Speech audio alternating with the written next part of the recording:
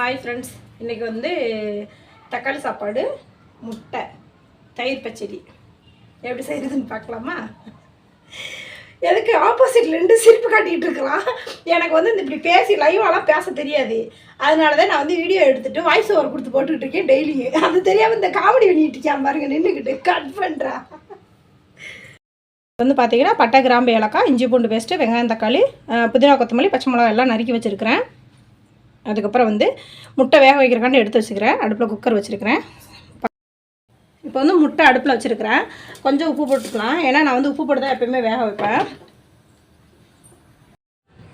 பட்டை கிராம்பு போட்டு வணக்கிட்டு வெங்காயம் நல்லா போட்டு வணக்கிட்டுருக்கிறேன். இன்னொரு விஷயம் உங்கள்கிட்ட ஷேர் பண்ணணும்னு நினைக்கிறேன்.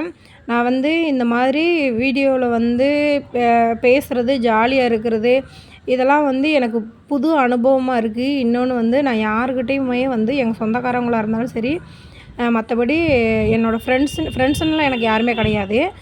எனக்கு க்ளோஸாக கொஞ்சம் வேலை பார்க்குற இடத்துல ஒரு நல்ல விஷயங்கள்லாம் ஷேர் பண்ணிக்குவோம். அந்த மாதிரி இருந்தாலும் சரி, நான் யாருக்கிட்டேயும் வந்து இவ்வளோ சந்தோஷமாக ஃப்ரீயாக பேசுனது கிடையாது. ஏன்னா வந்து நம்ம பேசினா இவங்க எதாவது நினச்சிக்குவாங்களோ அப்படின்னு சொல்லிட்டு இருந்த காலம்லாம் நிறையா இருக்குது. ஒரு நேரம் வந்து இப்போ கம்பெனிக்கே வேலைக்கு போகும்போது நம்ம இருக்கும்போதே கூட நம்ம பக்கத்தில் இருக்கிறவங்க அவங்க ஒரு ஃப்ரெண்ட்ஷிப்பாக க்ளோஸாக இருப்பாங்க. அந்த மாதிரி ஒரு சிரித்து பேச, டீ டைம் போக, சாப்பாடு டைம் போக, அந்த மாதிரிலாம் இருப்பாங்க. எனக்கு அந்த மாதிரி இருக்கும்போதெல்லாம் கொஞ்சம் கஷ்டமாக இருக்கும். நம்ம ஏன் இப்படி இருக்கிறோம், தனிமையாகவே இருக்கோம் அப்படின்னு சொல்லிட்டு யோசிச்சுக்கிட்டே இருப்பேன் எப்போ பார்த்தாலும். ஏன்னா பிள்ளைங்களும் ஹாஸ்டலில் விட்டுட்டு வந்து இருக்கிறோமா, இங்கே வந்து இருக்கிறப்போ வந்து என்ன ஒரு தனியாக வந்து ஒரு நேரம் வந்து நான் ஒரு தடவை எங்கள் மாமா அங்கே இருப்பார். அப்புறம் கோயம்புத்தூர் போயிடுவார். ஒரு வாரம் கோயம்புத்தூரில் வேலை இருக்கும், தங்கியிருந்து பார்ப்பார். அப்புறம் வருவார். அவர் தங்கியிருந்து வேலை பார்க்குறப்ப ஃபுல்லாக நைட்டில் ஃபுல்லாக ஒரு நாள் கூட நான் நிம்மதியாக தூங்கவே மாட்டேன். ஃபோன் பண்ணி எப்போ வருவீங்கன்னு கேட்டுக்கிட்டே இருப்பேன். மாமாவோட ஒரு நாளைக்கு திட்டுவார் என்னைய. வீட்டில் இருக்கிறப்போ ஏதாவது சொல்லி திட்டிகிட்டே இருக்க, ஊருக்கு போனதுக்கப்புறம் இங்கே எப்போ வருவேன்னு கேட்குற அப்படின்னு சொல்லுவார். ஏன்னா எனக்கு பிள்ளைங்க நினச்சும் அழுகையாக இருக்கும். மாமா ஒருத்தர் மட்டும்தான் எனக்கு ஆறுதல். ஏன்னா நிறைய விஷயம் நான் அழுகக்கூடாதுன்னு நினைக்கிறேன். இந்த வீடியோ போடுறப்போ எனக்கு அழுகவே வருது. எந்த விஷயத்துலையும் நான் வந்து அழுகக்கூடாதுன்னு நினைக்கிறேன். ஏன்னா அந்த வீடியோ வந்து என் புருஷனும் பார்ப்பார்.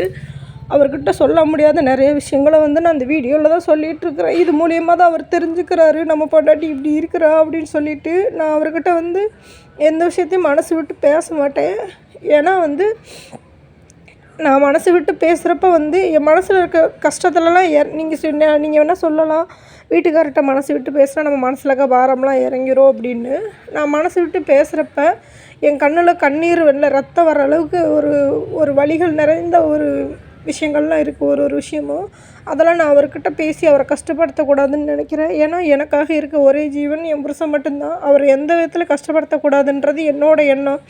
நான் தெரிஞ்சும் பண்ணக்கூடாது, தெரியாமையே அந்த விஷயத்த நான் செய்யக்கூடாதுன்னு ரொம்ப உறுதியாக இருக்கிறேன்.